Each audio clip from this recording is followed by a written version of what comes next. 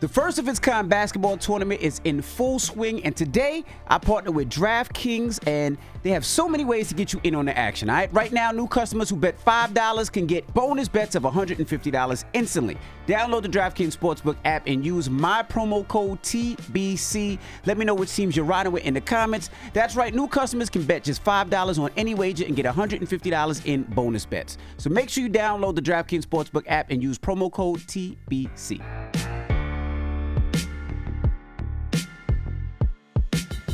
Wake that ass up. Early in the morning. The Breakfast Club. Morning, everybody. It's DJ NV, Charlamagne the Guy. We are the Breakfast Club. We got a special guest in the building. Nah, this is special. Yes, Jada Pinkett Smith. Welcome. Thank you. How you feeling this morning? I'm feeling good. You glowing. Good. Thank you. Yeah. You know, life is good. Word. Even in the chaos. Even in the I mean, life is chaos. Yeah, that's what it is. That's what it is. Yes. You know what I'm saying? So you just get in harmony with that. That's interesting you say that, because I always be wondering, like, yo, are we ever going to find peace on this planet, or do we just exist within the chaos? The chaos is normal. Yeah, I think, just in my journey, I've just been discovering that you kind of have to just rise above it, right? Because the world is going to be what it's going to be, right? I actually think that the world is a university, to teach us how to transcend it. Yeah, and so, you got to make peace with what this world is about, but I don't think that this place is our sanctuary.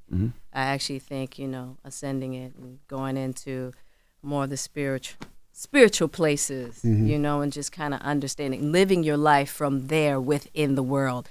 I mean, that's what they say, be in it, but not of it. You ever get tired of it, though? Because you've been on this tour for a while, and you're very big on energy and vibrations, and sometimes I'm sure the energy and vibrations have been all over the place, but it seems like you've been on tour for a long time. You ever get tired of it? Like, all right, now enough's enough now. I think that if I put myself in that frame of mind, and I just bring myself a level of discomfort that's not necessary, right? You just go, it is what it is. So how are you going to step up to the moment? And that's it, That's just what it is. And so that's where I find my peace. Since the release of this book, what is your ego been telling you? My ego? My ego has been telling me to let go, because it takes a lot of courage to sit in your truth. It takes a lot of courage. It takes a lot of courage to be happy. So when you're walking through the world and you're dismantling ideas, you kind of have to, in that dismantle, you just kind of have to let go of everything that you thought you were, everything that you're trying to be, and just flow, right? Just let whatever is presenting itself just kind of be what it is, but you definitely got to let go. So it's been a real test in regards to trust, I just can't trust the ego in that way anymore. But that's a process. So Absolutely. As I'm dismantling, so you go from one ego state to the next, Absolutely. right? So it just gets smaller, I guess, but the ego is always going to be there. Always. So, you just kind of learn how to make friends with your ego and have it work for you in a different way for a different purpose, right? So that's what I'm working with right now. Has this truth helped your relationship with friends, family, and even your marriage? Has this truth and all the things that came out, or did it make things worse? Oh no. See, I didn't step into this walk until my situation with my friends, my family, and specifically Will was tight. Right? Because I already knew how disruptive it was going to be. So I had to make sure that my inner circle was tight, right? So that we could walk this together hand in hand, right? So it's actually, specifically for Will and I, it's definitely brought us closer. It's so funny how crisis will do that. Absolutely. Yes, You yeah. know what I Especially when mean? you love somebody. Yeah, you know what I'm saying? So that's the thing about Will and I. It's just like we just learn more and more as we go that this is what we were built to do, you know, with each other, you know, and to walk together. And, you know, just like any long-term relationship, it goes through its shit, Of course. Mm-hmm. you know? And so you gotta take your time. I really had to grow emotionally. Hadn't realized how emotionally immature I was. You know what I'm saying? And so that's the thing about long-term relationships that are fantastic if you can just hang in there, because it's going to force you to step your game up if you want to be happy, you know? And so Will's been one of my greatest teachers on my journey, you know, because I've been forced to have to deal with my stuff, you know? What stuff? Because you said you're immature. What immaturity Well- do you see when you look at yourself? Well, I would say, you know, about 7 years ago, just when you're just hanging on to these romantic ideas of what marriage should be, what your partner should be for you, so that you don't have to be the thing for yourself. Like when you keep banging on somebody like, no, I need you to show up this way because I need to feel a certain way about myself, right? That in itself is just like, hold up. You want somebody else to be something for you that you're not willing to be for yourself? First of all, how do you call that love? You know, and I had to like step away to really realize that, you know? And so me getting myself in alignment and just realizing like, yo, Jada, you got a lot of work to do. And then doing that work and then being able to present myself with more of myself, and then being able to see Will as who he is and just accept him and love him there. That's what I think gets lost, you know, in the book if you haven't read the book. Right. Like you think all the convos about Tupac and Will distracted from what this book really has to offer? Because I do. Yeah. And I knew that. I knew it was going to be a lot of distractions, right? And I was like, hopefully this book will have legs so that once all of the, you know, the chatter dies down, we can get to the real components of the book. Now, people who've actually read the book are on it, right? They see that. So, It's but a journey of healing. It's a journey of healing. It's a journey of somebody trying to find their worthiness, which is, you know, all of us have struggled with that. Imposter syndrome, not feeling worthy. Yeah. If you read the book, you see somebody really laying it out in detail, the journey to get to that place of worthiness. And it's a universal struggle. You know, we all do it in different ways, right? But it's a universal struggle. And so, yeah, that's I really wanted to lay that out in the way that I did, especially once again, just dismantling these ideas of perfection, you know, because we also have these societal romantic ideas of what somebody in my position, what my life should look like, who I should be within it, you know what I'm saying? And it's like, no, like real life is real life, no matter what station you're sitting at, period, you know? Do you regret leading with a lot of that stuff? Leading with a lot of... The talk about Will, to talk about Pac, because, you know, those just became sound bites and headlines on the internet, clips. You regret leading with that? You know, it's so difficult because when you're dealing with media, that's what people want to attach to. People not interested. You know, that's not the clickbait, the journey part of it. The clickbait is, you know, the Tupac, the Will, you know, so you got to kind of get past the clickbait where people get exhausted with that and that dies down, and then people can get with the real. But it's hard to avoid it, honestly.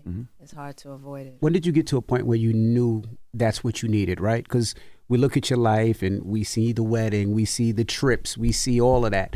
When did you realize and say, I need to fix this because this isn't right with me? What was that moment? I would say that I got slammed up against a wall probably when I was really confronted with some really heavy suicidal thoughts. You know, when I was looking for cliffs to drive over, so that my suicide would look like an accident, so my kids wouldn't think that I committed suicide. Mm-hmm.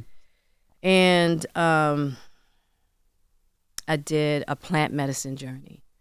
Ayahuasca. I can't wait. Let me know when. I got you. It's like, and that was a real awakening for me. When I really had to be confronted with my own shadow, my own self-hatred.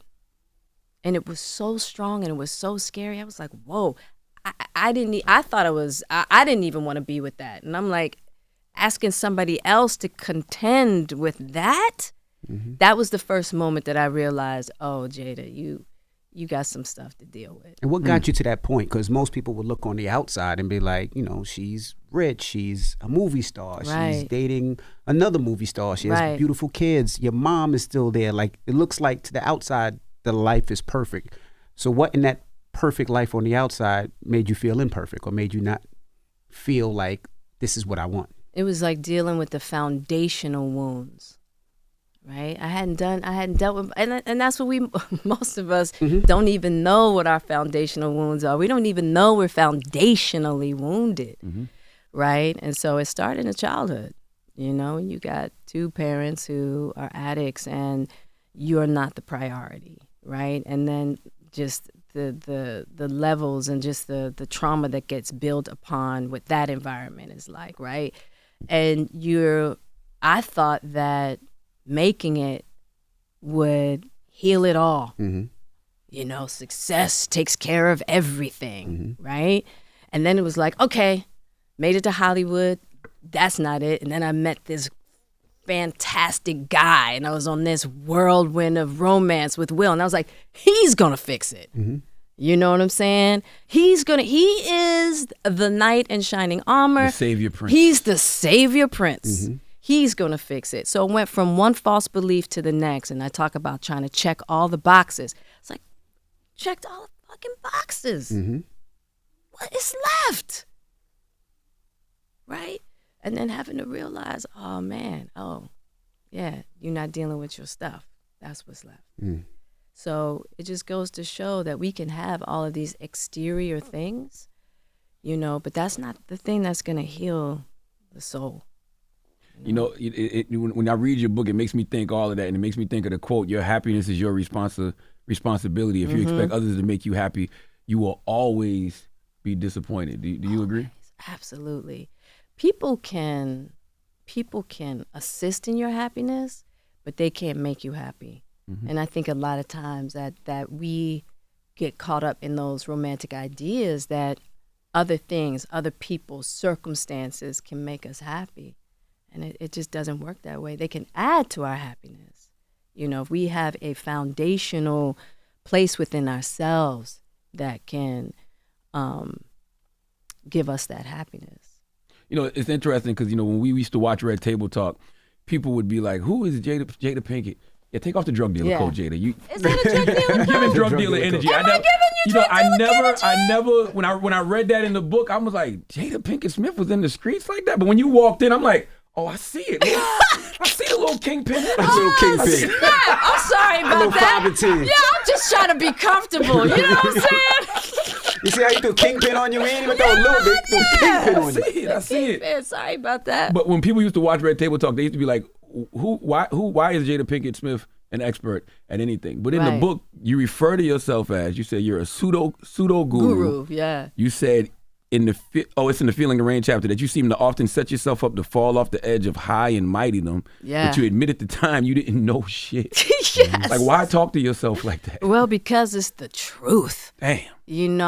And I think that when we're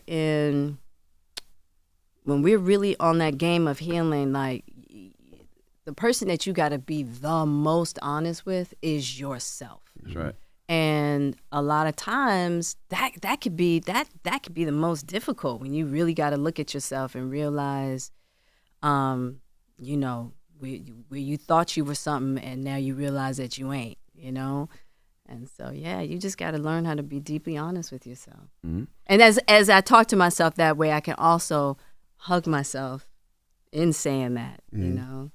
Can you talk to us about the gardening lessons you learned from your grandmother? Because I thought that was very powerful. Yeah, I mean, just the cultivation of love, you know, and how you can take things that are seemingly, you know, you could take fish heads and apple peels, you know, stuff that seems like trash, and put it in the ground and fertilize the ground, right? And really beautiful things will grow. Well, that's life too. Mm-hmm. You know, we can take experiences that people might feel as though are unsavory or whatever, right? But it is those things that if we use it to nourish, you know, those spaces of our hearts, spaces of our souls, they can be put to good use, you know, to make really beautiful things grow. Now, you talk about love so much, and you talk about how you felt. At one time, you were against marriage, right? Yeah. Is that because you seen your parents and their relationship? That was what changed your mind? Yeah, I think that was really like, I got to see my grandparents, who both sets of grandparents had a really long-lasting marriage. Mm-hmm. But I wasn't quite sure that it was the pinnacle of happiness, right? And so, you know, when you're young, you're a free spirit, and I'm just like, no, I can do this different. Mm-hmm. Like, because I want to be happy. I'm not quite sure that's what happy is. Like, how can I be in a relationship and be happy? You know, I was all about the devotion of it, but I wasn't quite sure that marriage was the thing, right? And it wasn't until maybe, I gotta be honest, like maybe 3 years ago. 3 years ago? You've been married all this time, and it wasn't the 3 years ago? Another headline. There you go. You were married there you go. all this time. Jada Pinkett Smith said she wasn't happy until 3 years ago. No. No, not that I wasn't happy. Okay. Not that I wasn't happy. But I got to see the power of marriage. 3 years ago. Mm. I got to see the you mean power. Like the vows, like till death do us part, sickness and hell? Not even, well, yeah and no, right? I got to see how marriage is a holy path for real, right? Just in regards to learning about love. Because it takes a long time to break down all the different false beliefs that we have about love, right? And the thing about holy matrimony, and it's not to say that you're not going to go through some unholy stuff, right? But when two people are committed and just refuse to quit, what you can learn about yourself, about your partner, and about love in general, you can't really learn by going from one relationship to the next, looking for the honeymoon stage over and over again, right? Specifically, if you're interested in learning about unconditional love, you know? And so I was like, oh, snap. This is what it's about. You know? So what took place 3 years ago? What was that moment 3 years ago? I would probably say when Will going through the process of emancipation, and then once he finished emancipation and the stuff that started coming up for him, right? And that's when he was like, hey, can we get back into some therapy together?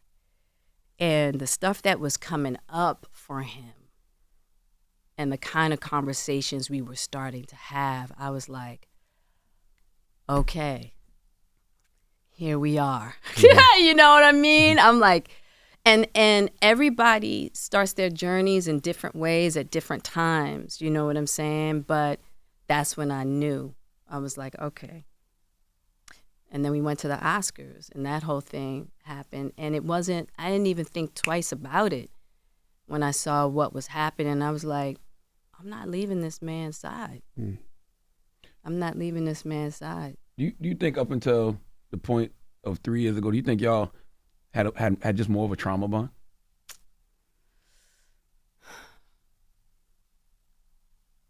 I would say yes and no. I would say we had a trauma bond, and then underneath of it, there was this real deep friendship, this spiritual bond too. Because you can start breaking through your trauma and start talking through your trauma. And if it's just a trauma bond, once you start to heal and you start going your separate ways, it's done. If it's just a trauma bond, right? But when you can feel that spiritual bind, once you're doing the healing and that spiritual bind is just yoking you tighter, then you know it's something else. You know, and you really have to have the discernment to know the difference. You know what I'm saying? Because sometimes you do just have a trauma bond with somebody, and sometimes you just got to get away.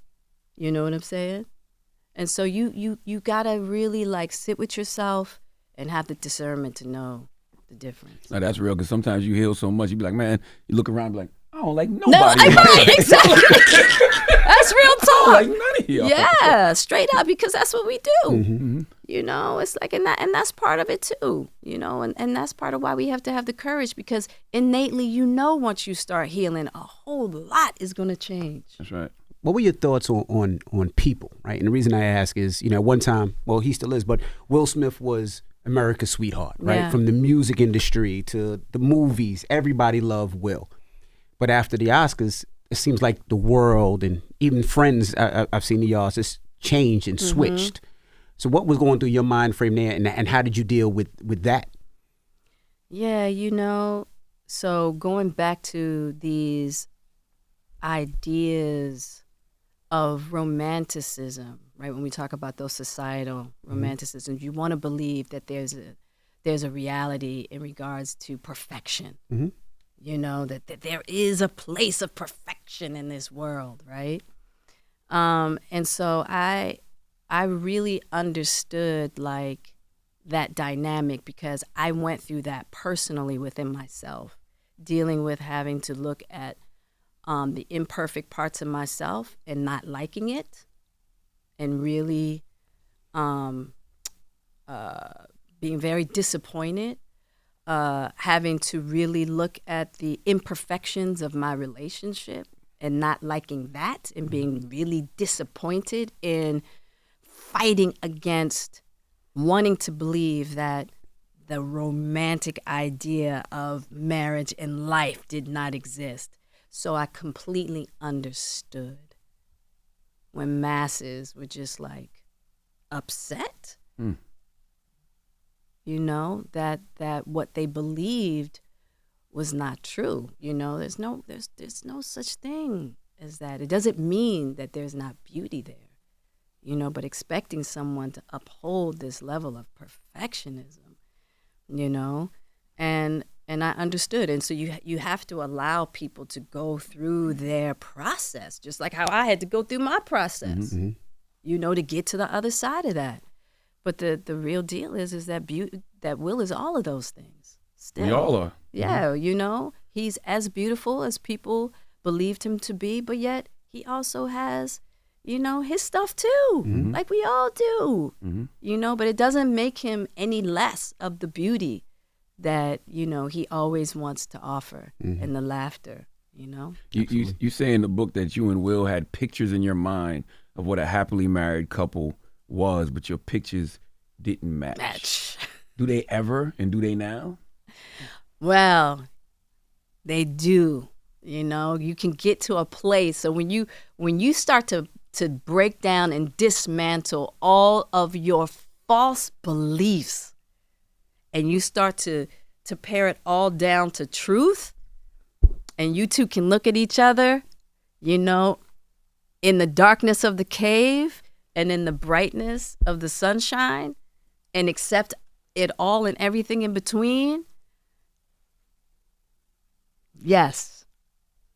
You know, that's when you start to be able to have more compassion for one another, more respect for one another, more consideration for one another versus this power struggle of like, no, my way's the right way. You should see it my way. No, my way's the right way. All of that we all go through.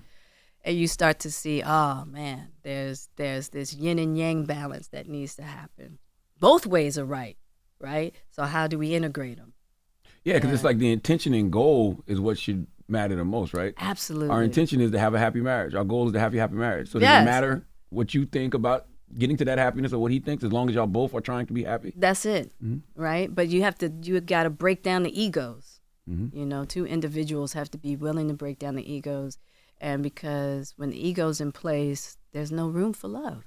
So if you really want to learn how to love, you got to be willing to let go of that ego. Absolutely. One thing I love about the book is the title, Worthy. Because, for anybody who's ever dealt with imposter syndrome, who struggled to get to a place of worthy, that title stands out. So what is worthy to Jada Pinkett Smith? Worthy is when you can really be 10 toes down on your self-love. When you can be your own individual in regards to, like, you wake up in the morning by yourself, you look in the mirror and you are enough. Now, I know that's cliche, because I used to hate hearing that stuff too. Like, you're enough and self-love and all of that. But at the end of the day, that's what's real. It's like when you know that you're enough, when you're in the deep, darkest places, of despair, and you're able to bring yourself up out of there because of how you're loving on yourself. And you don't need your husband, your wife, your kids, your best friend. You don't need nothing. That's when that's how you build your self-worth. And so that's what it means to me, in having a really strong presence of self-love. And then you can share that with others. You understand that you are worthy, that you are a gift, that you can share that instead of looking for somebody to give you, something, give you their treasures so you can feel worthy. I always want to know with the Oscar situation, did that save your marriage? And the reason I ask that is, I've been married 22 years. Charlamagne's been married a long time. But in a household, especially a marriage, right, your wife will always be mad at you, right? But you can't be mad at him. I could be mad at him. I'm not going to let you tear him down. I could tear him down in the house. So did that save your marriage? I would say what it definitely did is that it accelerated what I think was already in the process, right? It was in that moment that I knew. I was like, oh, no. Nah. We gonna do this together. I'm gonna be by your side, and I know that I'll never leave your side, right? Because it's funny, because in emotional crisis, I didn't blink, and that's when I knew deep down inside. I'm like, I love that's this your nigga. guy. Yeah. That's your guy. That's right. You know what I'm saying? It's like, there's no getting away from him. You've been trying. You don't want to go nowhere. Stop it. And so it was that incident that I knew right away. I was like, yo, we in it. And so that was it. But I think that was the trajectory anyway. It just, in an instant, solidified it. Got you. Yeah. Got you. If y'all have been separated all of these years, if you read the book, you realize that, right? And Will never said anything about it. Why did you feel now was the time to reveal that information? Was it just to sell books like some people think? Oh, no. It's part of the process. It was part of my self-worth journey. Like, I had to really, I was leaning on Will in a lot of ways. And I think for women specifically, how a lot of times our relationships are used to identify us. You know what I mean? And so I thought that was a really important process and so much really important thing to talk about, because so much of my journey happened in that time when it was just me. That's right. You know, and I think that, and I also wanted people to realize that sometimes marriages go through breaks like that. Mm-hmm. You know, and for people out there who are thinking about, yo, should I just get separated? Should I, get a divorce? I'm like, man, just take time for you. Have the courage. If you got the courage to sign divorce papers or, go to lawyers and just have the courage to figure out how to just take time for you, and then see what's showing up for you, right? Because sometimes divorce is the answer. Mm-hmm. Sometimes legal separation is the answer. But first and foremost, just take a year. Take a year, see what shows up, before you start going into like all these other processes. Because sometimes we can act so quickly out of anger and frustration, and we just want to get away, and we think that's the answer, And in some cases it is, but in some cases it's not. How did you feel when you talk about the truth, right? And you say a big reason of this book is you can help other people, other marriage, other couples that are dealing with it and don't know how to express it because they've never seen it, right? Mm-hmm. And the press and the public says, Jada is embarrassing Will. Mm. And you just said you were doing it because you wanted to live in your truth. So what do you say to those people that thought that it was just a embarrassing Will and dehumanizing him and take it his masculine? I want to quote Anna Navarro of The View. She said you are emasculating and embarrassing Will. Oh, well, I think if she took time to read the book, I think that if you want to try to kind of, if you want to just read headlines, I could see how that could be confusing, right? But the book is right here. You got 2 books you can read, actually. Yeah, you can read my book and Will's book, which is so great that a lot of people are doing that, but people have the right to their opinions, and I always know that anybody who's saying that hasn't really done their homework, but you got to expect it too because of what the headlines are, what clickbait is. Mm-hmm. So Will knows what it is. I know what it is. My kids know what it is. And more importantly, Great Supreme does too. Mm-hmm. Right? And so that's really all I'm concerned with at the end of the day. Do you keep a checklist of some of those people or you just let it go? I let it go. You let it go? Yeah, I let it go. It's like, because let me tell you, I've been there. Mm-hmm. I've been there. It's like, I'm not going to sit up here and act like I haven't. Mm-hmm. I've been there. That's like thinking I know based on headlines, thinking I know based on whatever. You know what I'm saying? So I have no judgment because I've been there. Mm-hmm. I want to ask you something about the headline thing, but you made me think of something because when you brought up Will's book, do you think, I know 90s Hollywood was fantastic. It's one of my favorite eras. I love every black king and queen from that era. But do you think 90s Hollywood helped or hurt y'all as people because y'all had to keep up such an image? Yeah. Everything was an image. Everything was curated. I remember Will saying you couldn't even curse because of who he was. So y'all weren't really allowed to be your human selves. Yeah, we definitely weren't. We weren't allowed to be our human selves. And not only that, it was like blackness was accepted on screen, but off screen, the more black you were, the more isolated you were going to be in regards to your opportunities in Hollywood, right? And so I do believe that era, in that way, but and not even just us as the black community within Hollywood, but Hollywood in itself, because you're meant to live up to this ideal that is not really realistic at all, And so, it can be challenging in that way. Well, did y'all have problems from other black people? Because when you think about it, you and Will had a different level of success than a lot of your black peers. So even, like you said, you was catching hell from the white folks. Did you black people start giving you hell too? We weren't, I wouldn't say that we were catching hell from anybody, right? It's just the criteria of Hollywood, right? Gotcha. And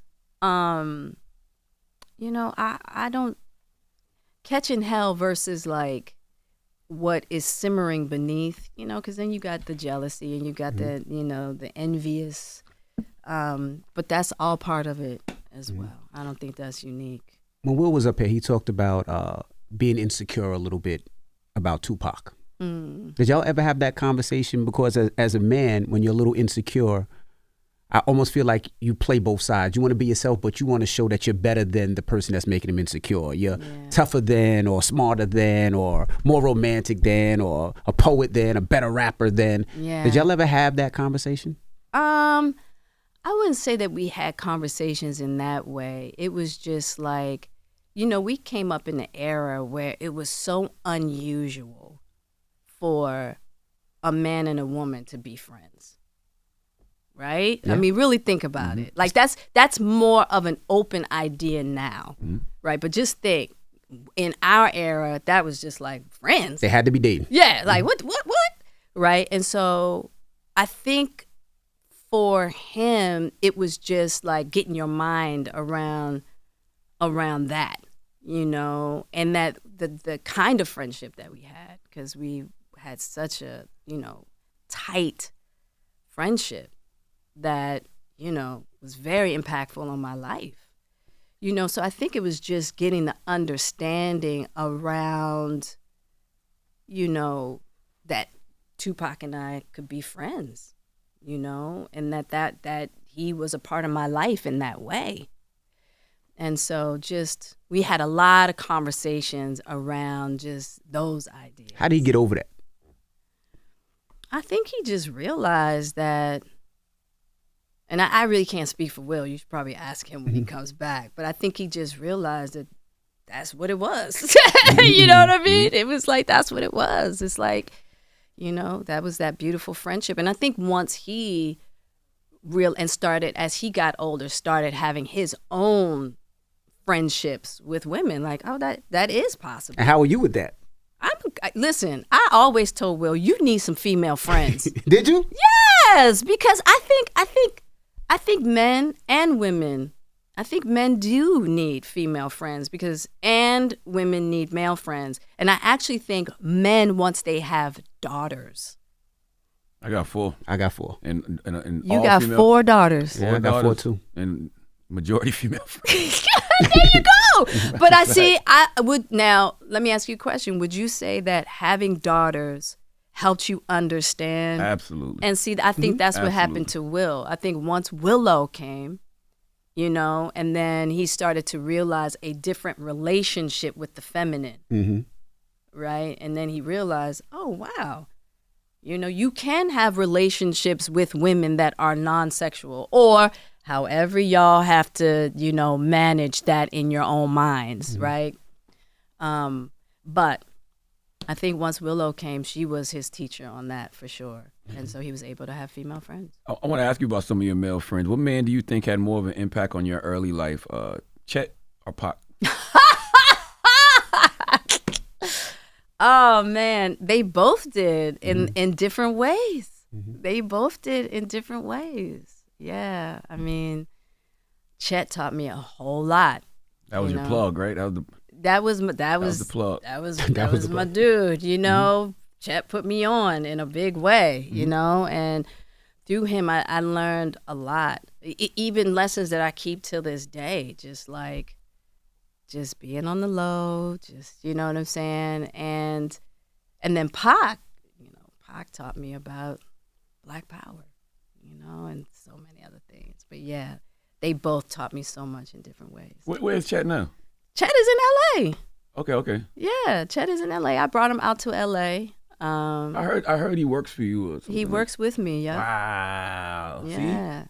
That's crazy. Yeah, once he got out. You read the book, you understand. The plug, yeah. The plug works for you now. Well, he works with me. He once he got out, because he did 10 years, he was supposed to do 12. He did 10. And he just wanted to change his life. That's right. And I said, I got you. Come on out. And so that's where he's been. You know how many people would completely turn their back on that part of their life? Oh yeah, no, never. And wouldn't even look out for those individuals no more? No, you like Chet, nah. Like he was, he looked out for me in so many ways, you know, and so I couldn't do that. Right. There's no way. And you know, he's got his Hefe lifestyle situation happening. You know, he's building his own. You know what I'm saying? His whole situation. But you know, that's my dude. Like we've been through too much together. Yeah. And you talk about in the Living the Dream chapter how you and Pac used to argue about the ways black men justified mistreating black women. And you had the epiphany that you and Pac were arguing about the right to feel loved. Yeah. Could you expound on that? Yeah, it was like, and so this was during a time when we were both in Hollywood and just trying to figure out, like, how is it that we're here? And just, we both felt like once we made it, we were going to be straight. But when it came to, you know, just relationships and just like, you know, I would get on him about certain lyrics in his music. And so we were in this power struggle about how black men should be treated, how black women should be treated. So I was coming from this position of my overall feeling of lack of self-worth. Pac was coming from a position of his overall feeling of not feeling respected, validated through, you know, the feminine, and me through the masculine. And it was, you know, on this broad conversation, but at the end of the day, it had everything to do with how we felt about ourselves, you know, in our intimate lives when it came to men and when, you know, and for him when it came to women, and how it was being expressed in this debate around cultural representation. You know what I'm saying? But at the end of the day, we were really talking about ourselves. You just want to be loved. I just wanted to be loved. I just wanted to be loved, you know? I wish we could lead with that. I think back, you know, y'all probably didn't have the language back then. Yeah. So it's like now in a marriage, you can say, I just want us to be happy. Right. You can say, I just want to be loved. So we can, let's focus on that. Right. Yeah. Yeah, how do we just learn how to love each other? And I think one of the biggest lessons that I'm learning is that we're in the game of relating, of learning how to love. Like expecting that people show up knowing how to do that is really a false idea. Right? It's like we're learning how to love each other. So not only are we learning how to love each other in our homes, but even in the world, you know? It's like, and the people who choose to lead with love or choose to be willing to learn how to love, cool. And they're going to be people that's not, they don't want to. They're too afraid to. So they're going to lead with negativity. They're going to lead and thinking that that's what gives them power and thinking that's what keeps them safe. And that's okay too. You know, it's like this world is made of all things, so many things, and you just got to learn to accept it all. Well, we do one thing about marriage, we have to make sacrifices, right, for each other. Do you feel like your career would be a lot bigger if you didn't make a lot of the sacrifices? I remember in Will's book, he talked about that you made a lot of sacrifices for his career. And there's a lot of things I'm sure that you passed up that you didn't do because you were supporting him and taking care of home. Do you feel like you would be way bigger as an actress if you didn't make those sacrifices? You know, I think that for me, that was never my goal. And he used to ask me all the time, he was like, why don't you want to be the biggest, you know, actress in the world? I'm like, I don't want to. Thank God I didn't, because you can't, you can't have a family and two people trying to, you know, I wanted to have a loving, tight-knit family. I wanted to create the family that I never had. That was my goal. You know what I'm saying? And so at the end of the day, anything that I gave up, sure, it was sacrifice for Will, but it was sacrifice for my family. And I got the family I always wanted to have. So I would say it was a sacred sacrifice. It was really sacred, you know, because I feel like in order to have some things that you really want, that's what it takes, you know. And so I have no regrets on that. Were you ever envious of Will's success? Hell no. No. Mm-hmm. I, at times, wished that might not have been the focus all the time, you know, but one thing I always admired about him was his drive. You know, it's one of the things I love about Will, you know, and so I was always cheering that on, but I never really wanted that. I'm not built like that. Because there was one part of the book when you were pitching a movie. I forgot what the movie was, and the producer was like, only if Will can EP it. And yeah. he chose not to do it. And I was like, well, that's strange, because they ended up having a production company together anyway. Absolutely. But at that particular point in time, being young and feeling like I didn't want anybody to feel that was how to get to Will, was through me.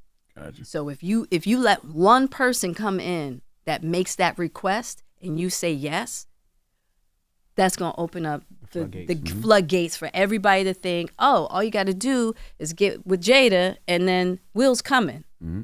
You know, and now anytime Will and I decided in our home that we were building a project together that we wanted to do together, that was our choice. No outside forces were going to come in and tell me you're not willing to work with me unless you have Will. You don't have that power. You don't have that choice. Will and I decide that. Mm-hmm. So that's why. All right. How did the kids deal with everything, that the ups and downs in your relationship, especially being so public, right? Because I remember when Willow released the single "I Whip My Hair," right? Mm-hmm. And we didn't hear anything after that, because it almost felt like that wasn't her. Like she did that for something else. And then when she came back out, it was totally different than the child whipped my hair back and forth. So how did the kids deal with everything and being in that limelight? You know, I talk a little bit about Willow's journey in the book because we were on a parallel line. I mean, when she was 11, she was telling jokers no, right? Strong with it too, just like no. And I was kind of like, no, you know, it was like, and I realized like, yo, Jada, you got to get your no back. Willow was teaching me how to get my no back. You know what I'm saying? And so it's funny because they've had their challenges for sure, but they don't really get caught up in the Will and I stuff. Like even like when there was so much stuff going on, we're not even on young people's timeline. You know what I'm saying? They like, I don't know what the hell's going on. Cool, I'm straight. I'm worried about this next single I'm about to put out and this video. Mom, all is well, you know?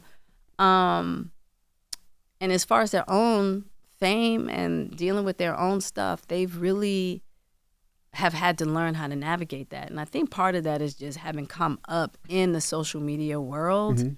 And so whether you have, 50 followers or you got, 20 million followers, young people have to figure out how to navigate having all of these outside voices on their pages saying whatever they need to say. And I think that's just part of that generational kind of navigation that all young people have to figure out and work through, and they've done a really good job with it. We don't know that yet. We don't know what the well, that's true. The impact of social media is going to be on kids I in the was future. talking How about they handled it. Willow and Jaden. Oh, got you. Yeah, they've done a pretty good job. But you're right. We don't know what the social impact is going to be. You're right. How have your kids contributed to your journey of worthiness? I would say they were, I won't say the first, but having my kids love me as hard as they do, unconditionally, has just been so beautiful. Because not only do they love me and embrace me as their mother, but just as a woman on her journey. You know what I mean? And throughout my life with them, like Jaden was the one that when I was in that crisis, now he didn't know I was in crisis, but Jaden just happened to come into the kitchen and go, Moises and Mateo are out here talking about their dad who just did this freaking plant called ayahuasca. You got to come hear this. And if people would have read the book, they wouldn't have said Jaden introduced Jada to ayahuasca. Yeah. It made it seem like he had it in the backyard. I was like, Mom, try this. That's what it did. It sounds like with the headlines. Yeah, no, that's what I'm saying. It's like his friend's father had done it, and they were explaining it to Jaden, and then I talked to their dad, you know, who I had known for a moment, and he came in, and you know, he was like this new guy, and I was like, yo, I need that. And then within a month, there was a ceremony in Ojai, and I was there, and I got my own healing, you know, but it just goes to show you how the universe works, you know. And so, and then Trey, my goodness, my love for him, you know, brought me close to his mom so that he could have. She and I mean, and Cherie has been such a great teacher for me, Enrico. She was probably one of the first relationships where I had to really work on my ego. What you mean? Meaning like all this insecurities, all of the like, you know, competitive envy, jealousy, you know, of like, nah, this mine, you know what I mean? Mm-hmm. And like, no, it's actually not. You know, it's like there's a Trey, that's his mother, and if you're gonna love Trey, you're gonna have to learn to love her, and you're gonna have to learn to embrace her as family and her family in order to make a family for Trey. So I had to let go of all my stuff. And what a ride that was. You know, like for real. And so that was like one of my first. They would always talk about how Will would go on vacation with just her. Well, not just her. It wasn't just her? No, not like that. It would be like, so for instance, when he did his book tour and he went to London. Mm-hmm. So it was his mom and his sisters, and I think Trey went, and Cherie, you know what I mean? Mm-hmm. So they'll take trips and I'm not there. Mm-hmm. You know, it's not to say it'll just be the two of them. Got you. You know what I'm saying? But, you know, she's family. So she's invited everywhere. So even before y'all was separated, you never had no insecurities about that when that would happen? No. It's very clear with the two of them. There is nothing going on. Like, you know what I'm saying? And sometimes, you know, I mean, they've been married, so they've gone through that process of all that. So ain't nothing. Most women would ask, how did you get over that? Because how did you get over the ex-wife or the ex-girl or the baby mama? Like, how did you say, you know what? I'm going to let this go. I'm not going to let my ego. We're not going to see who the flies at Thanksgiving anymore. We're not going to see who cooks the best jerk chicken. Like, we're not going to go through that anymore. Well, she's going to outcook me every time. So I'm going to just put that on the table. But yeah, I mean, because, you know, there's Cherie. There's also Tiana, who's his ex, who, you know, is still in the circle as well. And what the ex got to do? Why the ex in the circle? Well, because Scotty, her husband, works with Will. Got you. Okay, yeah. Okay. And I mean, that's just like, you know, she was an important part of his journey as well. And you got to respect that. You got to respect that. You know, it's like, and there's no like, all of this kind of like idea of competitiveness versus it's like, if you I love the man that Will is, I'm going to respect all of the pieces that got him there. Mm-hmm. Right? It wasn't me just coming into his life that, you know, it's like he had a whole history before I came. You know what I'm saying? So did you. Yeah, so did I. So I'm like, if I need you to respect my friendship with Pac and what he meant to me, I got to respect those pieces of your life that helped you become who you are. That's different. That's a different level of healing, Jada. I mean, woo. You know, that's just that to me is where it's at. Yeah. You know, that's where it's at. I think it's easy to understand if everybody can just understand that men and women can just be friends. Especially, look, the easy part is I'm not saying there's some new John coming in. That's different.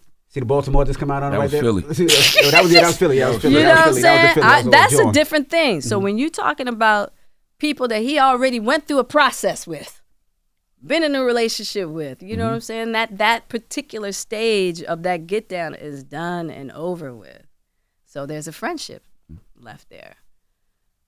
In the No Soccer Mom chapter, right? You shoot down every rumor there's ever been about y'all. That y'all are swingers, that y'all were both gay and playing each other's biz, that y'all were sleeping with whomever you choose. Yeah. How does it feel in 2023 to still have those same rumors out about people you love, like Will and Dwayne? I know. That just came out too recently. Yeah, you know, and let me just say this. It's ridiculous, right? And it's nonsense. And this is a person that tried a shakedown, a money shakedown that didn't work. We're going to take legal action. Because it's one thing to have your opinion about somebody versus just making up salacious, malicious stories. Mm-hmm. So that's actionable. So we're going to roll with that.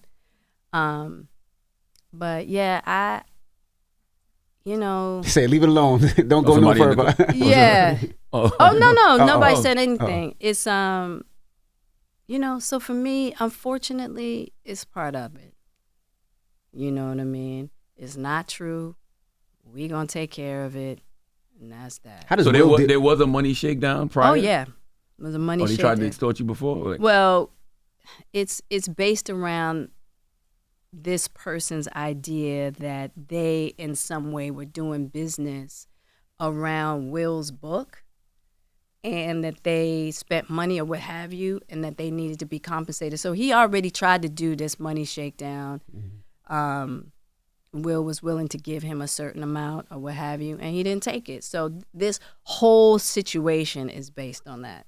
Give him a certain amount. Why though? Just because of some business that they had, and I don't know the complete details about it, but that's about to come out because, like I told you, we're about to take legal action. Right. You should. Yeah, no, we are for sure. I was asking how's Will dealing with it. With does he laugh it off? Release a statement. Will, here's one good thing about Will. Will's always gonna find the funny. I figured that. Yeah, he's always gonna find the funny. You know what I'm saying? And so y'all laughed at the murder, kill. Yeah. You have to because it's absolutely ridiculous. You know what I'm saying? And so all you have is you just gotta laugh about it. And it's unfortunate because... Did he ask you, do I look like I give off bottom energy? He was like, do you believe this shit? But we just laughed about it. Got to ask about Tyrese. Now, there was a rumor that Tyrese called you and said... Yes. Oh. He said he called you on the phone. He was on meds. He was out of it. Yeah. And he told you, I ain't no killer. Jada, I ain't no killer, but don't push me. Oh. Revenge is like the sweetest joy, and that's getting pushy. You don't know why he's Is that true?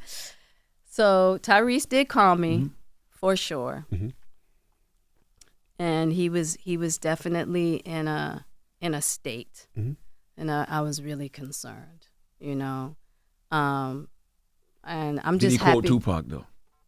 He said he quoted, him and Charlie Mack said he quoted Tupac. He called Tupac? No, he said he called you and quoted Tupac. He may have. Let me tell you something. I was so worried at that time when he made that call about his state because it was really deeply concerning.